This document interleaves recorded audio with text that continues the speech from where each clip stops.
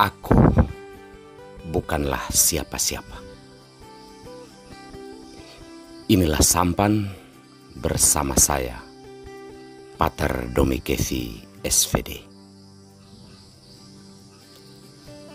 Bapak, Ibu, saudara-saudariku yang terkasih, sampan berlayar menyapa Anda sekalian. Dimanapun Anda berada saat ini, semoga mendapati Anda sekeluarga dalam keadaan sehat, dilindungi, dan diberkati Tuhan. Saudara-saudariku terkasih, pernyataan "aku bukanlah siapa-siapa" bukan tentang sikap rendah diri, tetapi adalah ungkapan sebuah kesadaran diri yang menurut saya amat mendalam.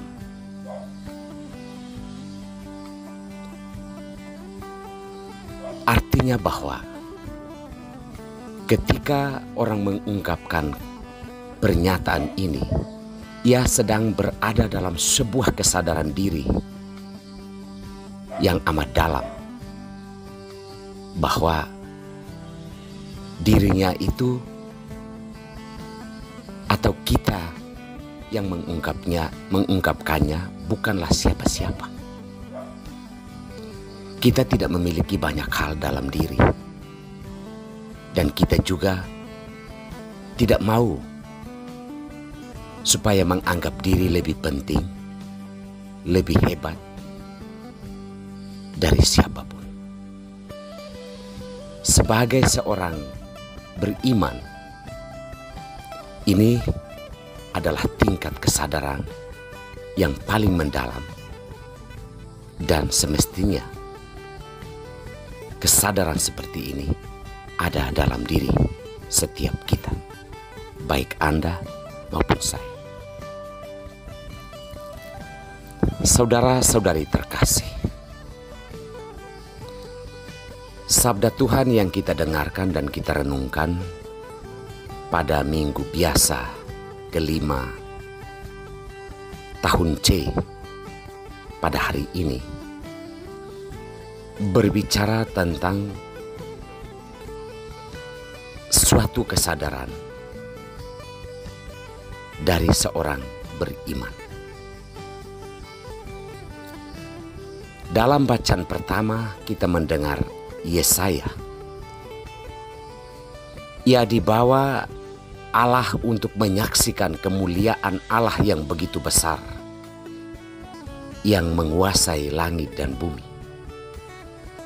Dan di situ ia disentuh Allah dengan bara api untuk menjadi seorang nabi atau seorang pewarta firman Allah. Menyadari hal tersebut, Yesaya menyadari bahwa dirinya bukanlah siapa-siapa. Ia mengatakan, "Aku ini seorang yang najis bibir, dan aku pun tinggal di antara angkatan orang-orang yang najis bibir." Berhadapan dengan kemuliaan Allah, ia tak mampu mengungkapkan dirinya itu siapa. Karena Allah begitu besar dari dirinya, dan kemuliaan yang ia saksikan ternyata membuat Yesaya tahu diri dan sadar bahwa sehebat-hebatnya manusia, sehebat-hebatnya kita, jika melihat kemuliaan Allah seperti ini, ternyata kita bukanlah siapa-siapa.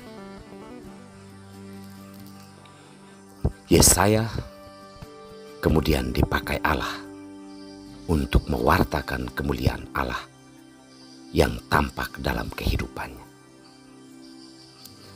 Dalam bacaan Injil, kita mendengar bagaimana Yesus memanggil orang-orang yang akan dipakai untuk mewartakan Injil Kerajaan Allah kepada seluruh bangsa. Dalam proses itu, ia memilih menumpangi perahu Simon Petrus dan menyuruh dia untuk bertolak ke tempat yang dalam. Simon Petrus sebagai seorang nelayan bersama teman-teman yang dipanggilnya tentunya merasa bahwa mereka menguasai ilmu perairan atau ilmu kelautan. Namun ketika Yesus yang adalah seorang anak pegunungan di Nazaret, seorang anak tukang kayu yang tidak memahami tentang kapan seorang nelayan harus menebarkan jala, disitulah Simon Petrus tersungkur di depan kaki Yesus dan mengatakan, "Tinggalkanlah aku, karena aku ini seorang berdosa." Petrus mengungkapkan suatu kesadaran diri yang menganggap diri bahwa selama ini ia pandai, ia menguasai ilmu perairan dan kapan harus menangkap ikan. Tetapi ketika Allah menunjukkan kebesaran di hadapannya, disitulah ia sadar bahwa apa yang ia miliki tidak seberapa. Dalam bacaan kedua surat Paulus kepada jemaat di Korintus, Paulus mengungkapkan dirinya sebagai seorang rasul yang paling hina daripada rasul-rasul hebat terdahulu. Namun ia pun sadar bahwa ketika Tuhan membuat dirinya terlihat dalam kehidupannya, di situ ia sadar bahwa Tuhan benar-benar bisa melakukan hal yang besar, lebih besar daripada rancangan manusiawinya. Saudara-saudari terkasih, aku bukanlah siapa-siapa. Pada tingkat ini, sebagai seorang beriman maupun seorang yang terpanggil secara khusus untuk mewartakan Injil, di sini kita dibawa untuk masuk ke dalam sebuah kesadaran diri bahwa di atas segalanya, kuasa Allah melampaui kemampuan manusiawi kita. Maka kita tidak bisa saling mengukur dengan kemampuan yang kita miliki di dunia ini.